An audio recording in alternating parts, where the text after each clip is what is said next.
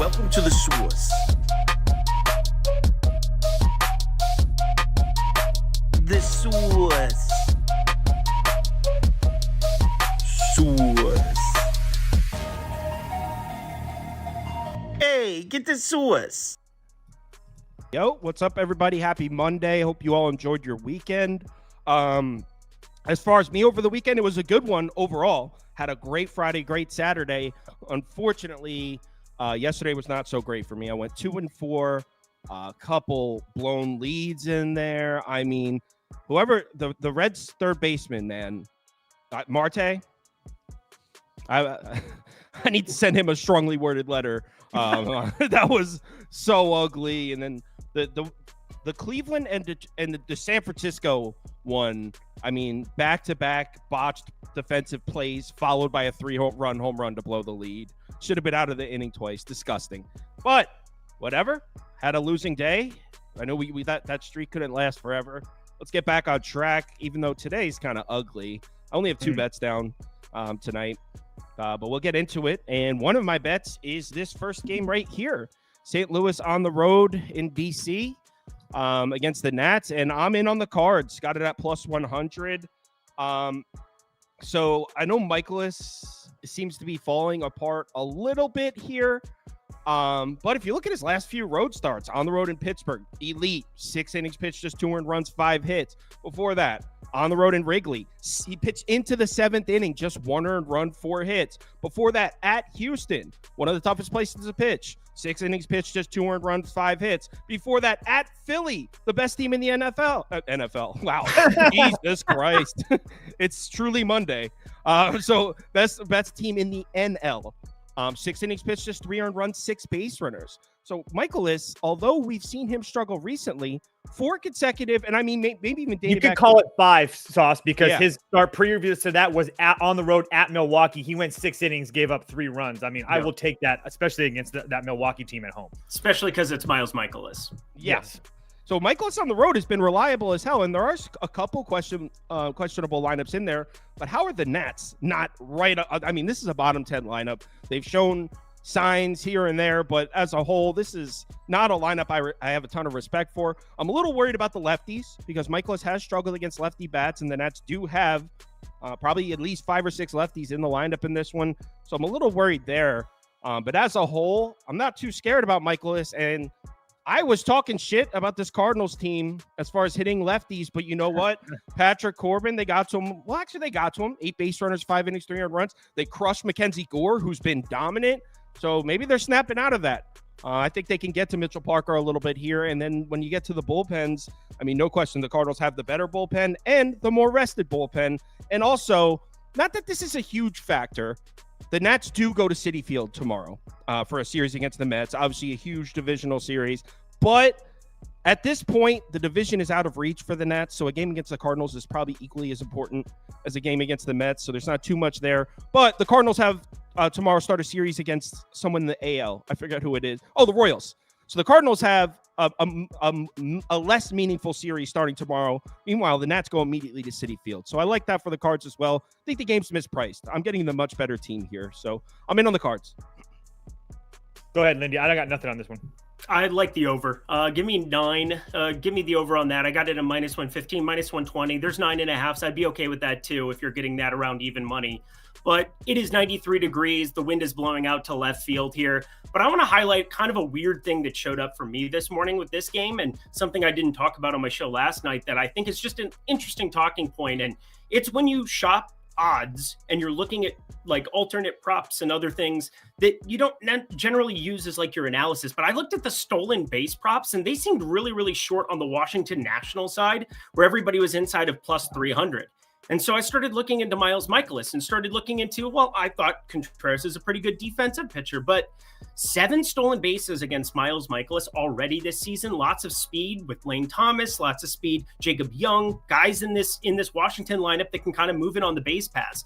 It sent me down a rabbit hole even further. You have Washington 25th in baseball in stolen bases.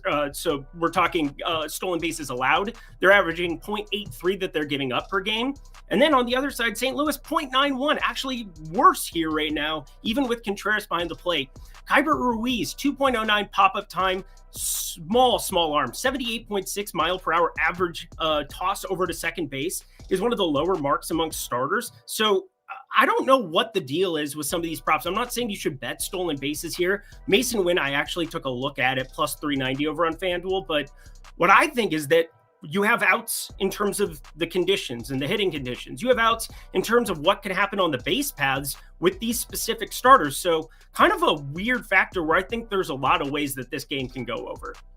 Yeah, I just saw someone in the comments. You had the over in Mets Pirates, the game that just ended. I did. Yes. Good call. We were talking about in the Discord. I was considering taking a live over when it was 0-0 early. And I was like, guys, these bullpens are in bad shape. I didn't actually do it, but I think some people did. Nice hit there. Well, and also Christian Scott for me, he's not that bad. He's not.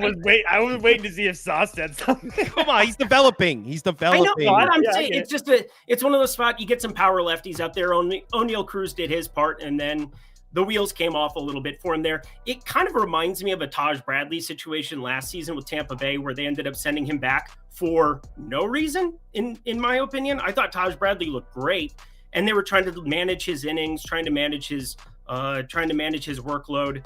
Did you have an opinion about that one, Toast? It seemed like you didn't like that very much either. No, I didn't. I just knew that Sauce is very protective of Christian, so I was just curious to see. He's our future. I was just saying, yeah. So he is a future 2029 Cy Young Award winner. There you go. And as far as this game, I was going to say over or pass, but I like I said, I didn't bet it. I will say Michaelis and Parker, bottom half of the league, and expected ERA, expected batting average, average exit velocity, hard hit rate. So if there's two pitchers that can give up runs, it'll be these two guys. A couple people in the comments said Lindy was perfect yesterday. You swept the board? They're saying because you had my ghost on the board. Oh, yeah. I think they're throwing it out because I was on the right side of the screen. I probably had a dozen DMs when your show started of people like, where are you? Are you coming on the show? What's going on? And then somebody put a ghost emoji in the box on the right and just sent that to me. And then somebody else wanted to let me know how good I was on the show. Somebody else sent and let me know that it's the best show that I've ever done. So thank you to everybody for your lovely humor. Again, people think I block comments or something. Sometimes like YouTube just, I don't know why YouTube does what it does sometimes, but I think it's hilarious when you troll, as long as you troll well. Yeah. Be good at whatever it is you decide to do. And if that's being a troll, awesome. Appreciate y'all. Yeah, Pete, there was a lot of funny joke. What happened was in the first game of the stream, our 2-person template broke. So I didn't want to stop the stream, so I just flipped it over to 3, and I still had your name loaded up from Friday. So we just went with it. It was a lot of funny jokes. It was like, wow, this is the first time I haven't seen Lindy give out a single bad pick. There it is. Honestly, I can't duplicate yesterday, but I'll try. All right, Cleveland on the road in Detroit. I don't know a ton about Montero. He did just have a real nice start, though, against the Twins. Toast, do you have any thoughts on this Montero guy for Detroit? I do. I'm actually on Detroit money line, plus 124 on FanDuel. So keep in mind, this is a very small sample size, probably like 40-ish at bats. Give or take on each side of the plate. But Montero, really, really good against left-handed bats. What do we know about Cleveland? A whole bunch of lefty bats. Really struggles with righty bats. Now, again, those splits, very, very, 40 to 45 at bats. I know there's not a ton, but I'm just not in a spot where I trust Gavin Williams either. I know that he had a decent start, a decent start against Texas, but the White Sox, the Giants, he didn't look good. And he also faced this Tigers team late in the year last year and gave up 6 hits and 3 runs. So on top of that, I see a Tigers team that after they lost that extra inning games in LA, they've rattled off a few wins here. I think they're like 5-3, they're 5-2 their last 7 or whatever. Not to mention the fact when you flip it over to the bullpen situation, Clase, Gaddis all work back-to-back nights. So the back half of that power half of that Cleveland bullpen is pretty taxed. Not to mention Cade Smith went 15 yesterday as well. Everybody has all the big names, Foley, Chafin, Vest, Brisk in that Detroit bullpen is all rested and ready to go. So I'm on Detroit money line and I kind of like it. I'd be lying if I said I didn't glance at that myself, but ultimately I mean, Detroit's lineup is so bad, man. So I didn't get there, but I did look at the Cleveland bullpen situation, and I did look at that those righty-lefty splits you talked about for Montero. I saw those also. So I was wanting to get there, but couldn't. I also saw Cleveland boosted to like plus 140 on like 3 books. Well, actually, one thing I do want to bring up, we're talking about 1, 2, 3, 4, 5, 6 consecutive righty starters that were able to have quality starts against Cleveland, and some of these are really good. So, I don't think yesterday. You also add on the fact that Detroit in that winning streak 7-3, 9-3, 5-5-5 runs. So I'm not trying to make a case that the Detroit offense is coming around, but at least they're hitting the ball well right now. So I think the only way I would go here, Lindy, go first. I think I'm going to look up a bet real quick. Lindy, go ahead. Okay, it's a hard game for me. I think that there's cases for and against Montero. Let's just go against him here first. His AAA numbers are not good. 5.20 xFIP in AAA in 13 games started this season. Ground ball rate right around 37.8%. It's gone down so far, 34.1%, giving up enough contact that it's a little bit worrisome. Now, he's been good against lefties so far. Sub 100 expected ISO against lefties is something that impresses me. The righty power gets a little bit dicey. 360 expected ISO against in 111 pitches. Now, I think that's a small sample size deal. That's obviously going to come down, or he'd just be a gas can beyond a gas can. But I do get worried looking at AAA numbers. And if you're not getting AAA, he's getting the swing and miss still there, and he's getting it at the big league so far, 9 Ks per 9, sitting right around the same number there from his AAA numbers. But he's the 22nd prospect from Detroit's organization. He's 24. He has an okay fastball, but I worked through his changeup, his slider, his curveball, and nothing off speed really impresses me that much. So if you're not getting big league hitters to miss your fastball, you are in a lot of trouble if you're Montero here. Now, the wind is ever so slightly blowing in, but it's the park factor here that gets me just so worried. When you talk about Josh Naylor, Daniel Schneemann up there at the top, David Fry, even from the right side, Jose Ramirez, obviously Bo Naylor, you still have the number 1 ballpark for lefty power in baseball right now since they made that park factor switch with moving the banners and the wind generally blowing out there. Now with it in, I don't really know what to do. I'm not sure how to handicap this one. Ended up just being a stay away from me as a game entirely. Yeah, and that I actually like what you just said too. So I can't, because I was thinking, all right, why don't we just fade Cleveland's lineup against the righty, because six righty starters have quality starts in a row. But what you just said kind of scared me. I'll support Toast with a Detroit just underneath my name, just as a support. But I gotta say, like, you don't gotta do that. You can play Cleveland minus 1.5. It's such a hard spot to handicap and to look at. And I looked at Riley Green. I thought we'd be getting better numbers than we were getting for him. I thought he'd be the lefty I wanted up against Gavin Williams. Gavin Williams last season, I do expect that we're going to see some decent swing and miss stuff. I mean, he's got velo right from the get-go. It came back. I didn't know what to think about him for that first start, but I think I'm just going to kind of wait and see how things progress with both these pitchers.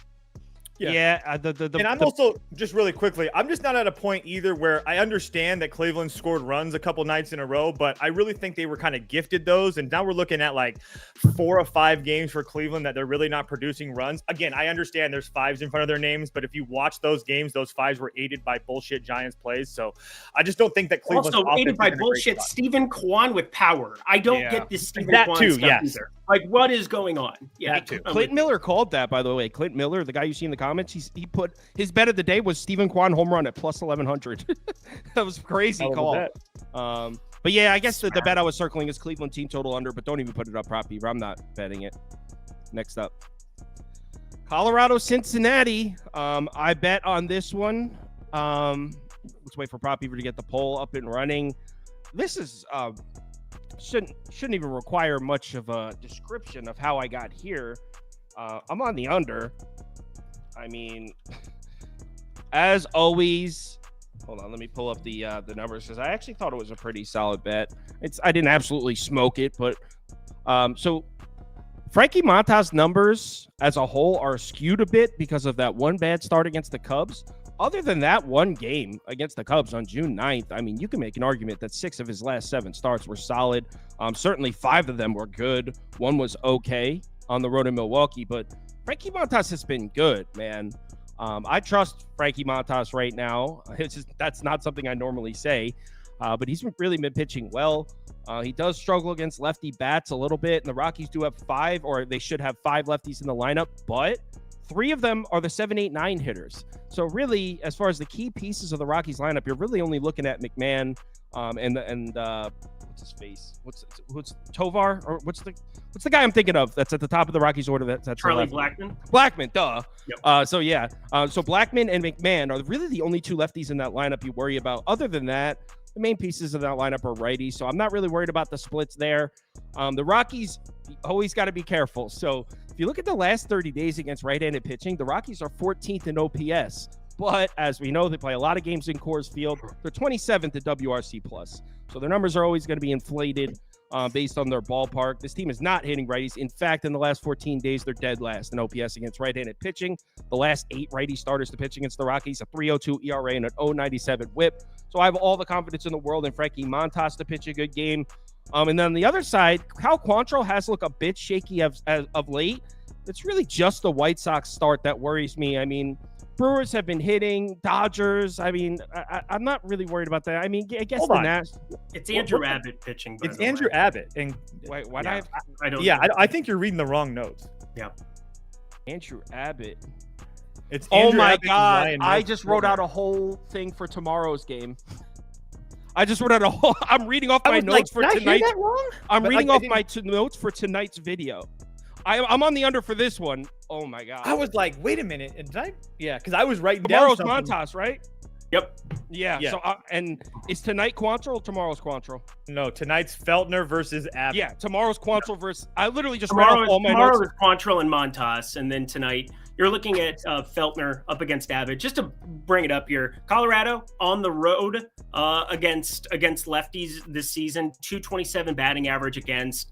Just absolutely terrible, horrible, no good, very bad. Brought it up before. I love targeting the Rockies coming off of any stint that they have, long stints in Coors Field. The ball breaks more. You have an opportunity to take advantage of a lineup that really has nothing here at the top of it. And also, shout out to Andrew Abbott. I'm not somebody who tries to go too down the what have you done for me lately side of things, but have you watched Andrew Abbott pitch recently? Because he gives up no contact, really. He has not given up more than 5 hits in his last 5 starts. He's given up 4, 4, 2, 3 his last 4.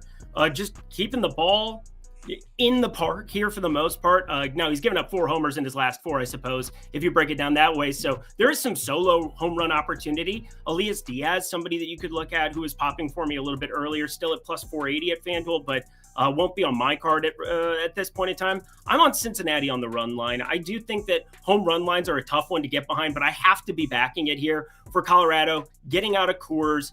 I think this is going to be probably a low-scoring game to some extent, but the variance of it here, I think Cincinnati still the side I want to be backing here, and this is the only way I really can at the price. All right, some of these comments are funny. All right, so I am on the under here, but what I was doing was reading off my notes for tonight's video about tomorrow's game. So that's where it got mixed up. But I am on the under in this one, fading the Reds lineup at home. I mean, he's got Reds minus 1.5. I don't expect the Rockies to score any, so I think if you get 3 or 4, you should win that. But on the season, last 30 days is a bottom 5 lineup at home.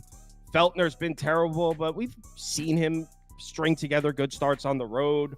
And then Abbott against the Rockies. I mean, it's the Rockies. They're on the season bottom 3 road lineup. So yeah, just coming out of Coors Field, like you said.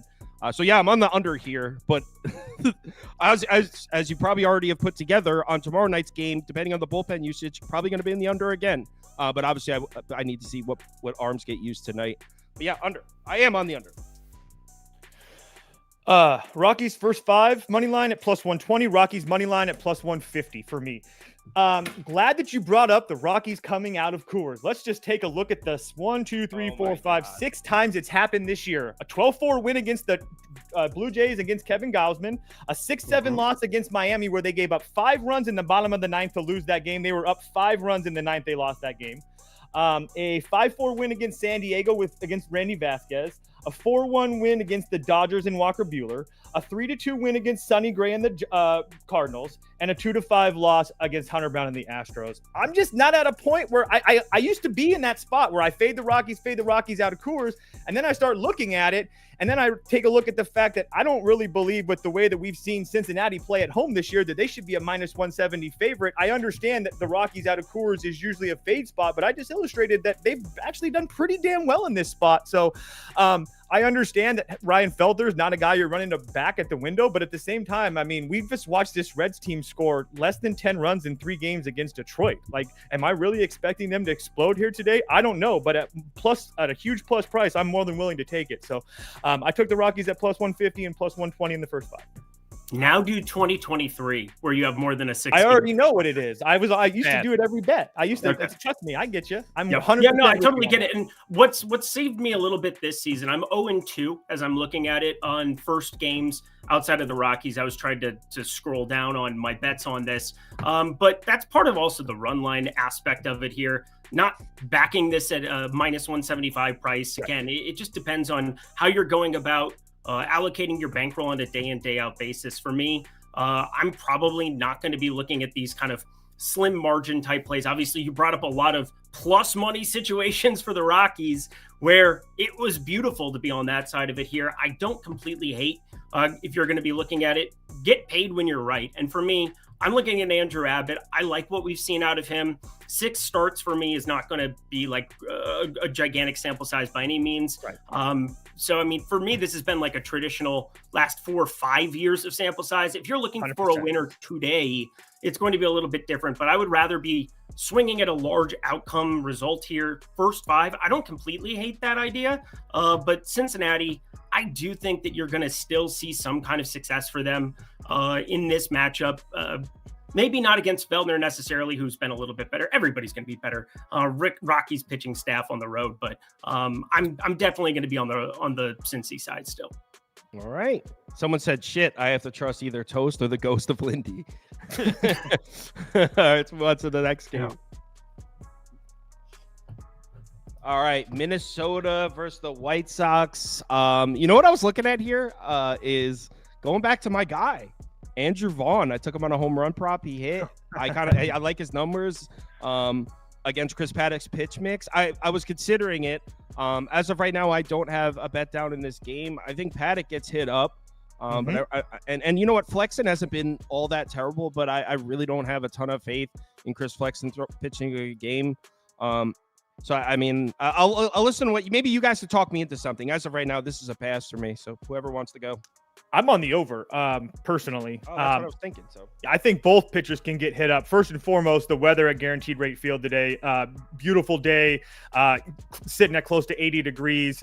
Not to mention the fact that Chris Paddock, I mean, you guys know me, I love me some Padlock, but I mean, he's been, outright terrible his last 4 of his last 5 starts. The only one good start was against Colorado. The 2 starts against Oakland, I just can't get out of my head. So, and Flexen, another guy that, again, at times has looked pretty decent, but 3 of his last 4 starts, I mean, really bad. I will give you, it's been Arizona, Houston, LA, and Cleveland. But at the same time, this Twins team is just absolutely mashing right now. Not only are they doing it at home, but they're doing it on the road as well. They're a top 10 lineup on the road, especially against right-handed pitching as well. They're number 1 the last 7 days, 14 days against right-handed pitching in general, number 2 in the last 30 days. And by the way, they're getting to bullpens as well. So with the weather and the fact that I think that, like I said, both starting pitchers could get hit up here. I took the over 9. Lindy? I have one play from it, and it's probably, weirdly, my favorite play on the board. I'm a Twins fan, so just take that for what it is. But we're actually going to short one specific Twin here in this spot. His name's Matt Wallner. He just gets called up here. He's going to be batting 9th today. And I'm on the under of hits plus runs plus RBIs plus 125 over at DK.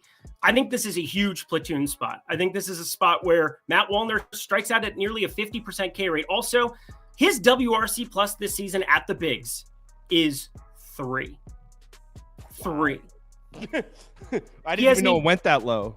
3 WRC plus. It is unheard of. Now, he's going to get to go up against a righty here. He got sent down to AAA. He's had massive, massive power, and it could just be, one shot and you're done. But I just think this is too good of a spot. Maybe 2 at bats against Chris Flexen. If Chris Flexen gets hit up early, which I think is very, very live, Manuel Margot on the bench ends up coming in at some point in time. Willie Castro can shift around. They can bring somebody off the bench and have it work out that way. Carlos Santana available better from the right side. So there's a lot of pinch hit risk, I think, if the White Sox bring somebody in specifically to handle some of these lefties. And Matt Wallner, just a prime spot, I think, to be shorting him. It's been tough for him at the big league so far until he proves it for me. I'm happy to find any kind of value I possibly can on him. So I know this seems like an out there play, but it's probably my favorite on the board today. You said he can get a plus money? Yeah, I was going to say, and if you look at his game logs, he barely gets, he has a lot of 1 and 2 plate appearances. Yeah, so, why is it plus money? He sucks, this guy. I'll pull it up here again. I got my ticket. It is I'm plus 125 over at DraftKings. Under 0.5 hits, runs, RBIs. Oh, under 0.5. Oh, 0.5. He wrote 1.5 in the graphic. That's why I was like, wait, what? 0.5. Okay. So now the price makes a little more sense. It's under 0.5. So for him to record an offer. All right. So Matt Wallner, never heard of him, but under a half HR. There's a reason you haven't heard of him. If I was to bet this game, I'm not probably go White Sox team total over. I'll pull it up what it's at, but I'm not betting it. Padlock sucks. You can get it at 3.5 at -113. That's where I would go, but not betting this game. So probably you don't even have to put it up because I don't care. Next up, Texas Angels. Davis Daniel is his name, right? Mm-hmm. Don't know who that is. So I'm open to suggestions if you guys have a bet, but I got nothing. This Angels team just crushed me. I took the Cubs at -142 against them. They put up 7 runs. Cubs didn't score a goddamn thing. I don't know. I don't know anything about this pitcher. Lindy, do you have anything? I got something here for you. So Davis Daniel, we've seen 2 starts from him. He had an electric start going up against Detroit and then Oakland. Texas has struggled against righties overall, but the one thing I want to point out with Davis Daniel is he has absolutely no fastball velo. He is basically an off-speed specialist, slider, changeup. That's primarily where he's going to be getting his swing and miss, primarily where he's going to limit some batters. But I think this is a tough spot for him here going up against Texas, coming into Anaheim. A little bit of a ballpark upgrade for them. Plays up for lefty power, looking at Corey Seager. He seems pretty good at the baseballs. And we're going to start seeing Texas put it together sooner rather than later. Adolis Garcia, they gave him a quote-unquote mental day on Sunday. Coming back here on Monday, you've got Nate Lowe, Derek Hill. You've got a number of these. I'm curious to see what this lineup ends up being before we go completely nuts with it. But I do like the Texas money line side of things. It started to take money. It's now sitting, -145, -150 everywhere, a little bit higher actually everywhere now. The Texas money line side, I think, is just, it's like as straightforward square of a play as you're going to run into here. John Gray's been brutal in his last couple outings. There's no doubt about that. But how many starts has he been back for now? He's had a couple of interesting ones here for sure. He had last 6. He's run into some absolute monsters. Baltimore up against San Diego, the number 2 team in baseball against righties. I think John Gray, a decent back here against an Angels team, sitting below a 95 WRC plus against righties. It's the Angels. I'm going to target them when I can. All right, I got nothing here. Angels team total over 3.5 for me. This is just me. I hate John Gray with an absolute passion, and this Angels team is just a different team at home. I don't really want anything to do with the sides. I'm sure that Texas wins because I don't trust Davis Daniel at all. I was on the Angels that he started against Detroit, but I feel like that was way more lucky than anything. But I understand that the Angels are coming home from a road trip, but I'm at a spot where I think that we're getting this number at a very, very good price. I got it at -120, and they haven't scored a run in they scored that 7-run performance against the Cubs on Saturday. And besides that, they've had a whole bunch of 1s and 0s up there. So I just don't think that continues to last. And I'm going to fade John Gray as much as I possibly can. Yeah, I will say no Luis Renifo. He's on the IL now, and Anthony Rendon expected back. So good. Anthony Rendon back, he sucks. Anthony Rendon is terrible. So probably not in a fantastic situation. Can't believe that. How many plate appearances do I have him for? 75, 0 homers, absolutely no power anymore. Anthony Rendon dust. Remember when he I was agree with nice on that. the Nationals, though? He was good, so yeah. nice on the Nationals. Washington sold their souls to win one World Series. More of a lesson to everybody. Win your championship now when you can. Fuck the future. Yeah, I would agree Sell with your that. soul. Yep, and they did. I mean, They they did it, and they won. All right, let's move on to the last one, and this is an ugly bet. I didn't take it yet, and Toast is going to tell me not to do it. I have a bet in this game, so if you're on the total, I'm gonna be pissed. I have nothing. You go. I'm on the under. What are you on? The under. I never win totals in this ballpark. I'm cursed here. My hit rate trying to take totals in Arizona. This ballpark is never kind to me. But this is an under spot all the way. I mean, Toast, you want to tell him? I'm assuming we're looking at the same sort of things because we're on the same pick. I didn't bet this yet, though. If it makes you feel any better. I mean, you can go. It's yours. I mean, I think that Sale deals here, and we're getting essentially. I honestly don't think what the Diamondbacks have done over the last on their road trip is indicative of what we're going to continue to see. They're not going to continue to put up 8-9 runs a night. That's just not going to happen. So now you're coming home after those 2 huge series against division rivals. I'll use your word, division rivals. And now they have some kid with Javier Diaz or however you say his first name on the mound. But guess what? He uses his right hand, and the Braves can't hit right-handed pitching to save their life. I don't care who's on the mound. So do I worry a little bit about the Arizona bullpen at the end of the game? Yeah, because Paul Sewald has been absolutely terrible, but he's had a couple days off. Justin Martinez only pitched 7 pitches the other night. So I feel like this should be an under spot. So you can tell your why too, but now I'm just like terrified. Well, there's a lot of agreed with a lot of what you said, and it's a terrible spot for Arizona coming off the road series against San Diego, immediately flying home, no days off. I've been trusting the Arizona lineup, but that was against righty starters. Right. Don't really trust them as much against lefty starters. They haven't seen many. They saw JP Sears back on June 28th, didn't really get to him. They saw Christopher Sanchez on June 23rd, 7 shutout innings, just 3 hits. They did get to Mackenzie Gore. In the last month, they've only seen 4 lefty starters, and they didn't get to 3 of them. One of them was Patrick Corbin. My man threw a gem against this team. There were no match for Corby. Look, I don't trust this lineup against lefty starters right now. I'm down to back this lineup against righties, so I don't think they touch Sale. It's a bad spot for the bats. And then on the other side, it's like Toast said, it's the Braves against righties, and the numbers don't lie. In the last 30 days, this is a bottom 5 lineup in baseball against right-handed pitching. Now, we know that the Braves are going to come out of that eventually, and I don't know who this guy is, but the way I'm looking at it, the pitcher for Arizona, the way I'm looking at it is if they hold the Braves to 6, this stays under, because just to give you an idea of what the odds makers are expecting, Arizona's team totals this game is 2.5. You can get a 3.5, but you got to pay minus 150. I saw that. Yeah. If you want to take Arizona team total under 3.5, you have to pay minus 150 for it. So they're expecting Arizona to get shut out here. Maybe an alt team total, Arizona under a half run. Ooh, what's that? Let me look that up. Jesus. I'm just saying. Lindy, Arizona gets shut out. True or false? Can they get? Thank you. I'm like, whoa. As long as they lose by 1.5 here. So this is like the thin play, and I'm trying to decide what I'm going to do with it. But I would be going Arizona on the run line. Give me the 1.5 up against Sale. Now Sale's been awesome, no doubt about it. Every number you look at, absolute absurd. But I'm going to at least highlight Gilbert Diaz for a second. You have a 4.5K prop for him that's juiced heavily towards the over. It opened at 5.5. People bet it down a little bit at plus money, but Gilbert Diaz pitches in the PCL. I bring this up a lot in my analysis for stuff, but the PCL is like playing baseball on the moon. You have Albuquerque, you have Reno, you have all these difficult spots, and it is so hard to analyze what a starter is going to look like coming up for their big league starts right out the get-go.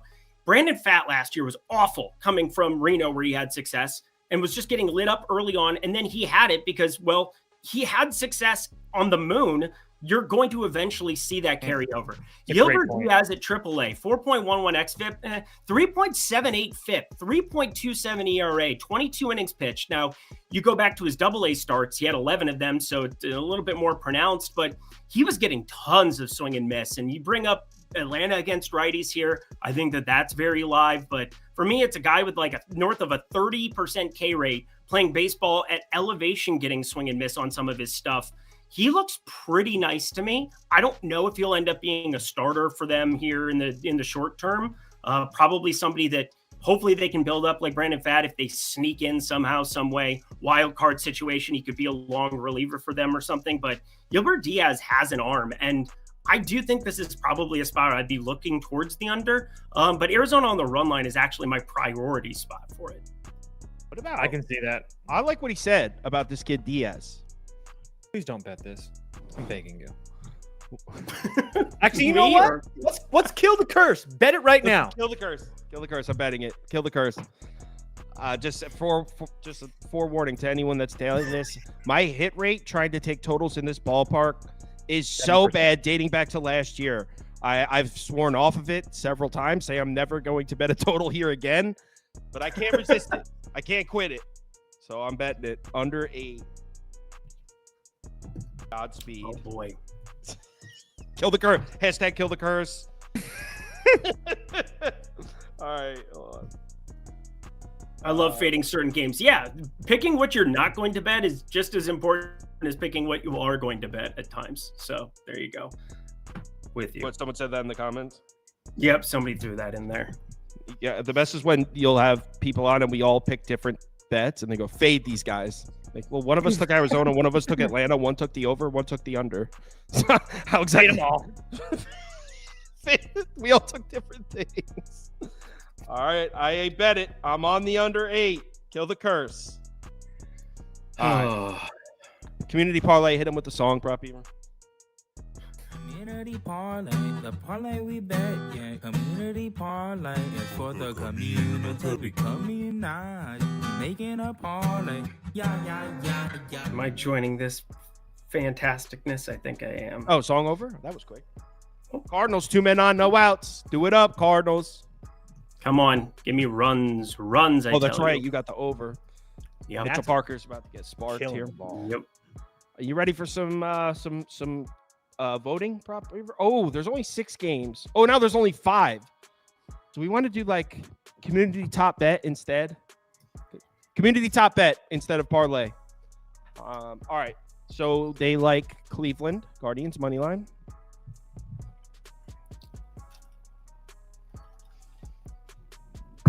Did they like the Reds or Rockies? Probably the Reds, right? Give them Reds minus 1.5. Just community top bet. We're not making a minus 170 money line. Rangers, Angels. They probably like the Rangers there. Minus 151. Make it Rangers minus 1.5. In fact, make it Cleveland minus 1.5 too. Let's make it interesting. And then Braves, D-backs. Let me go look at what that poll was. They like the Braves, so make it Braves minus 1.5. A bunch of run line favorites here. Cast your votes. While they're voting, Lindy, you want to tell the nice folks at home where they can find your stuff? Yeah, jump on over to Odd Shopper, the YouTube channel over there. Lindy's Leans, Likes, and Locks. I'm breaking down everything night before. That is Sunday through Thursday. I'm recording that for you all the Monday through Friday slates. Stochastic doing a bunch of fantasy stuff. I'll be on with Greg Ehrenberg, who just won $50K in the PGA DFS streets here. He ended up smashing. He won the $5 over on DraftKings there. So that was fantastic stuff to see from him. He'll be on the show here with you on Wednesday. But yeah, he and I are just firing it up there in the fantasy community there as well. If you guys want to give a look and a shout out over there, we would really appreciate it. But otherwise, just smash the like button. Goes a long way for Kyle. Goes a long way for pretty much everybody in this community. And we want success for all of them. Yes, sir. And yeah, he does the nightly uploads. If you guys like my videos where I upload and I go through each game with the full handicap, he uploads content really similar to that every single night, or I think 6 nights a week. So yeah, if you like those videos, you'll like what he uploads too. Appreciate it. All right. Looks like it's going to be, since they like Lindy's pick here on Cincinnati minus 1.5. Community top bet is Greg, Cincinnati. Community has not missed, by the way, I on know. this show. I went back. That's 3 for full. 3. Is he scoring? He's scoring. We're up. Today's going to be a good day. I told you guys it was going to be a good day. Good day. I'm going back to bed. All right. Do we have all right, let's do the underdog pick 'em and then we'll call it. Throw it on the screen. Lindy looks like a substitute teacher / youth pastor. All right. Now that's good talking shit right there. That's good. That's great. Yeah, that's good stuff. It's so good. So prop beaver, let's see what he gave for us. We got Riley Green higher than, is that 6.5? It's blurry. 6.5 fantasy points. Andrew Abbott higher than 35.5 fantasy points. I can get down with both of those. If you don't have an Underdog Fantasy account, the free leg available today is Ellie De La Cruz over a half plate appearance, which is obviously will hit. It's available in any state highlighted in this map. So if you're one of these states highlighted in yellow, head over to Underdog Fantasy, the website, or download the app. Make sure you use the promo code BET, B-E-T. That'll get you a $100 deposit bonus match. You deposit $100, they will give you a free $100 to play with, and you could use Ellie De La Cruz over a half plate appearance in your first pick'em. So everyone, thanks for watching as always. Be back same time tomorrow. Lindy will be back on Friday. Everyone, enjoy your week. Remember to bet responsibly. Talk to you later.